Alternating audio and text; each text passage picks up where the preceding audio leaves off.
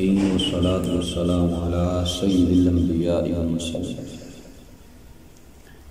أما بعد فأعوذ بالله من الشيطان الرجيم بسم الله الرحمن الرحيم ولا تباشروهن وأنتم عاكفون في المساجد.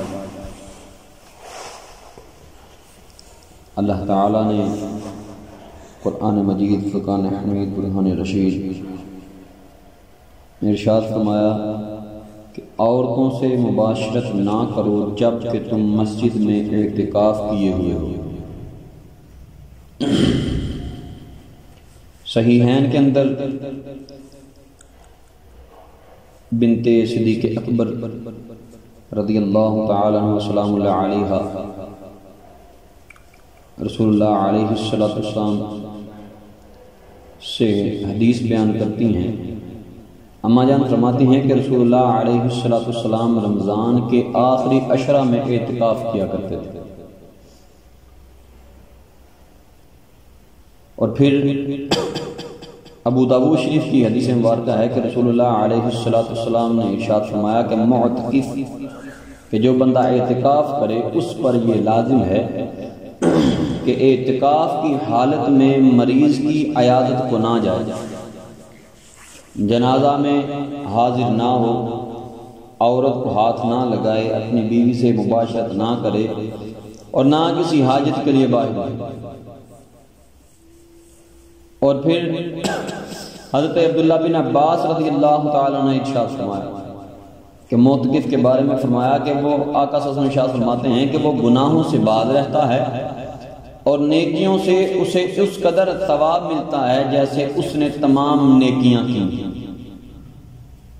اور شعبہ ایمان کے اندر امام حسین رضی اللہ تعالی عنہ سے حدیث ہے، آپ فرماتے ہیں کہ نبی کریم علیہ السلام نے ارشاد فرمایا کہ جس نے رمضان میں 10 دنوں کا اعتکاف کر لیا تو وہ ایسے ہے جیسے اس نے 2 حج اور 2 عمرے کر لیے.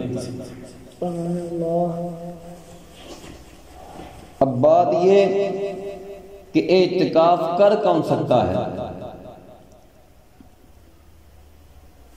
اس کے لیے مسلمان عاقل اور جنابت و حیض و نفاس سے پاک ہونا شرط ہے، بالغ ہونا شرط نہیں. اگر کوئی چھوٹا بچہ اعتکاف کرے تو وہ بھی کر سکتا ہے، لیکن شرط یہ ہے کہ وہ پاکی اور ناپاکی کے مسائل کو سمجھتا ہو، جانتا ہو، تمیز کر سکتا ہو. اور پھر اعتکاف جو ہے اس کے لیے نیت جو ہے وہ لازم ہے کہ نیت کر کے مسجد میں آ جائے. 20ویں روزے عصر کے بعد نیت کر کے مغرب سے پہلے مسجد میں ہو کہ وہ افطاری جو ہے مسجد میں کرے. اس کے بعد اس کا مسجد سے نکلنا یہ منع ہے.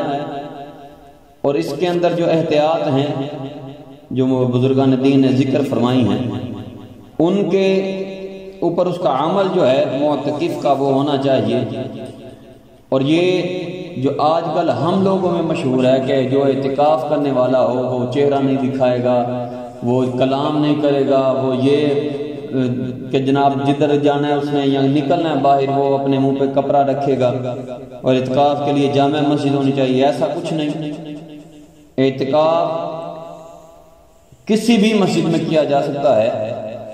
سب سے افضل ہے حرم پاک کے اندر، اس کے بعد مسجد نبوی شریف کے اندر، پھر مسجد اقصی کے اندر، اس کے بعد کسی بھی مسجد میں کیا جائے جس کے اندر نماز پڑھی جاتی ہو، امام مقرر ہو، مؤذن ہو، اذان دی جاتی ہو.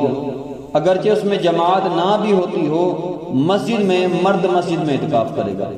اور جو عورت ہے وہ اپنے گھر میں، اور عورتوں کو چاہیے کہ اپنے گھروں کے اندر ایک کمرہ خاص کر لیں جس کے اندر وہ نماز پڑھیں اور اسی کے اندر وہ اعتکاف کریں.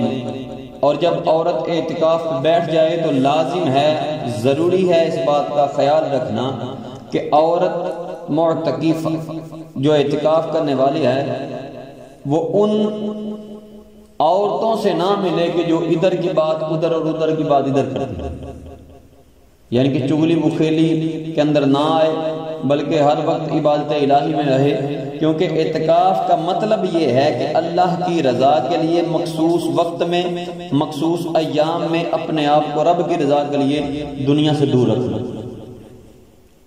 اور جو صوفیاء فرماتے ہیں کہ رب کی حلال کردہ چیزوں کو بھی اپنے اوپر منع کر لینا، اپنا ان کے استعمال کو کم کر دینا، یہ اعتکاف ہے۔ اپنے نفس کا محاسبہ کر لینا، یہ اعتکاف ہے۔ رب سونا اعتکاف کرنے والوں کے اعتکاف کو قبول فرمائے، اور جو دوست احباب اس کی نیت رکھتے ہیں اللہ تعالیٰ ان کی نیت کا ان کو اجر عطا فرمائے۔